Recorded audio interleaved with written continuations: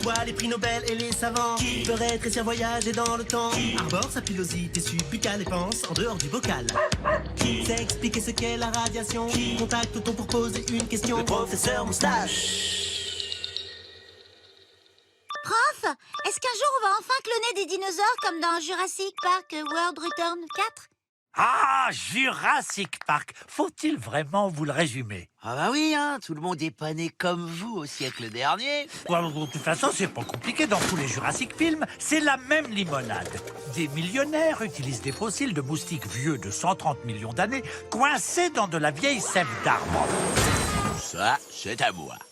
Et récupèrent l'ADN du sang que les moustiques avaient bu pour ressusciter des dinosaures qui, dans chaque film, finiront toujours par tuer tout le monde. C'est pas grave, je suis riche.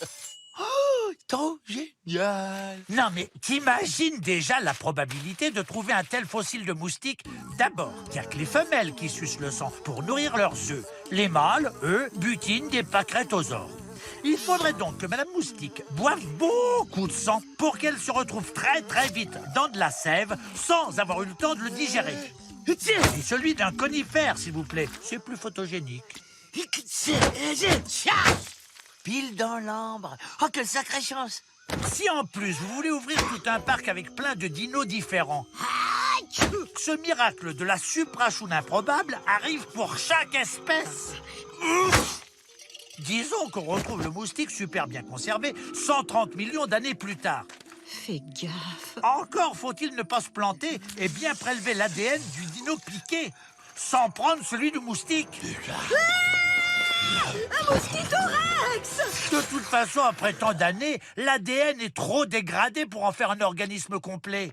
Mais c'est pour ça que dans le film, il comble les trous de l'ADN du dino avec celui de la grenouille. En vrai, c'est comme si tu remplaçais les pièces manquantes d'un énorme puzzle avec celles d'un autre qui n'a rien à voir. Sauf que les vrais descendants des dinosaures, c'est pas des batraciens, mais des oiseaux. C'est plutôt avec de l'ADN de pigeon qu'ils devraient réparer celui du dinosaure. Briseur de rêve! Tu veux que je t'achève? Oh non! Les rares moustiques qu'on ait trouvés dans de l'ambre, ils ont vécu bien après que les dinos aient disparu. Oubliez le moustique. L'idéal serait que 2 dinosaures se soient battus jusqu'au sang et qu'un bout de chair soit tombé dans de la sève. Prends ça, Igorus! Vite! Elle est où la chèvre?